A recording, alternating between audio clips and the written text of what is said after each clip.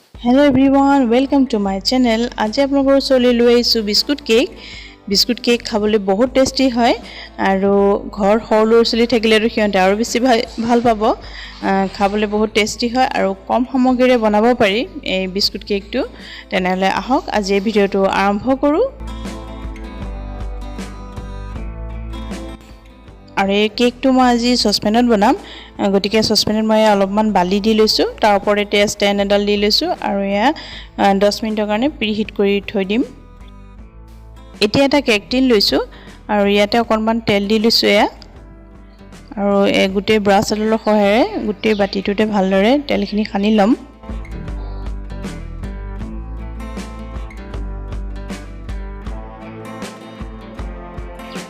এতিয়া ইয়াৰ ওপৰতে butter paper দি দিছোঁ মই। আপোনালোকে বাটাৰ পেপাৰ নাথাকিলে ময়দা ডাষ্ট কৰি দিবও পাৰে। এতিয়া বিস্কুটখিনি দেখাইছোঁ। এইটো চকলেট বিস্কুট লৈছোঁ মই 3 পেকেট, আৰু এইটো বাউন্সৰ হয়। ইয়াৰ ভিতৰত 2 পেকেটকৈ সোমোৱা আছে। 1 পেকেটৰ 80 গ্ৰামছৰ হয়। এতিয়া এটা মিক্সাৰ জাৰ লৈ লৈছোঁ আৰু বিস্কুট 3 পেকেটেই ইয়াতে গুড়ি কৰি ল'ম।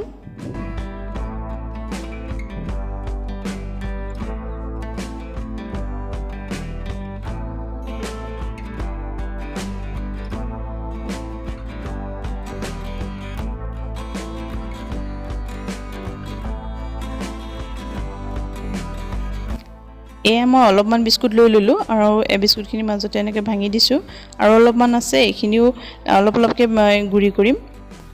এতিয়া এটা বাতি লৈ লৈছোঁ আৰু এই মিক্সিত এইখিনি গুড়ি কৰি লোৱাখিনি এয়া চাওক বিস্কুটখিনি ধুনীয়াকৈ পাউডাৰ নিচিনা গুড়ি হৈ গৈছে।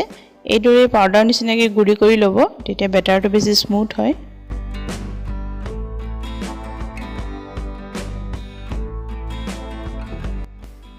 আৰু বাকী বিস্কুটখিনিও গুড়ি কৰি ল'লোঁ। এতিয়া গোটেইখিনি বিস্কুটেই মোৰ গুড়ি কৰা হৈ গ'ল।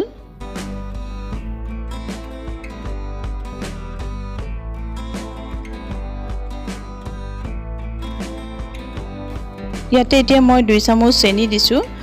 চেনিখিনি মই মিক্সিত গুড়ি কৰি লৈছোঁ, সেইকাৰণে বেছি মিহি হৈছে। চাওক, একেলগতে আপোনালোকে বিস্কুটৰ লগতেও গুড়ি কৰি ল'ব পাৰে, নহ'লে বেলেগকৈ পিছত কৰি ল'ব পাৰে। মই অৱশ্যে বিস্কুটৰ লগত দিবলৈ অকণমান পাহৰি গ'লোঁ, সেইকাৰণে পিছত গুড়ি কৰি লৈছোঁ।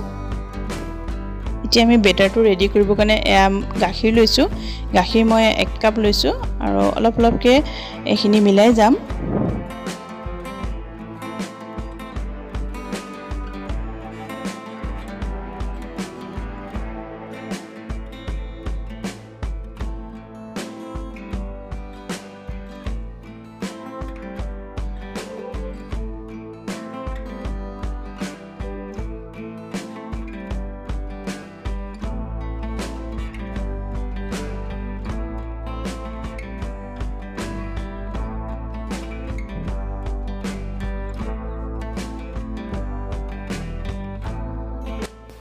এতিয়া এই বেটাৰটো দিবৰ কাৰণে মই ইনো 1 পেকেট লৈছোঁ। আপোনালোকে ইনোৰ ঠাইত বেকিং পাউডাৰো দিব পাৰে। 1 চামুচ মই ইয়াতে দি দিছোঁ, আৰু এই ইনোখিনিৰ ওপৰতে অকণমান গাখীৰ দি দিছোঁ, আৰু এইখিনি এতিয়া ভালদৰে মিলাই ল'ম।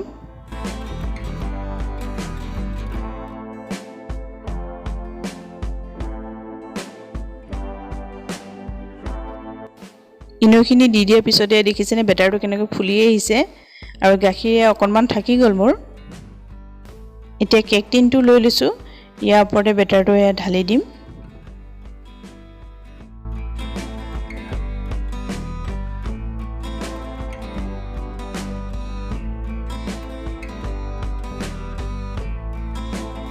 বেটাৰটো কেক টিনটোত গোটেইখিনি দিয়া হৈ গ'ল। এতিয়া মই এই কেক টিনটো এনেকৈ টেপ টেপ কৰি দিছোঁ, যাতে এয়াৰ বাবলছবোৰ নাথাকে। আৰু ইয়াৰ ওপৰত মই অকণমান কাজু দি দিছোঁ। এইটো অপশ্যনেল হয়, আপোনালোকে দিব বিচাৰিলে দিব পাৰে, দিব নিবিচাৰিলে নিদিলেও হ'ব। আৰু যদি টুটি ফুটি দিব বিচাৰে তেনেকৈও দিব পাৰে। এতিয়া প্ৰিহিট কৰি থোৱা চচপেনটো ওচৰলৈ আহিছোঁ, আৰু এয়া মাজতে ষ্টেণ্ডডালৰ ওপৰতে কেক টিনটো দি দিছোঁ, আৰু আধা ঘণ্টাৰ কাৰণে এইখিনি হ'বলৈ দিম। এই কেকটো আধা ঘণ্টাতে হৈ যায়, বহুত বেছি সময় দিব নালাগে। এতিয়া আধা ঘণ্টাৰ পিছত দেখাইছোঁ। এয়া চচপেনটো মই অলপ লাহেকৈ খুলিছোঁ, গৰম হৈ আছে। কেকটো হৈ গৈছে। ভিতৰটো সিজেনে চাবৰ কাৰণে মই ষ্টিক এডাল লৈ লৈছোঁ আৰু এই ষ্টিকডাল চাফা হৈ লৈছে মানে কেকটো হৈ গৈছে এয়া কেকটো মই অলপ দেৰি পিছত দেখাইছোঁ ঠাণ্ডা হৈ গৈছে আৰু এয়া চুৰি এখনৰ সহায়েৰে চাৰিওফালে এৰুৱাই লৈছোঁ তেনেকৈ কৰিলে সহজে ওলাই আহে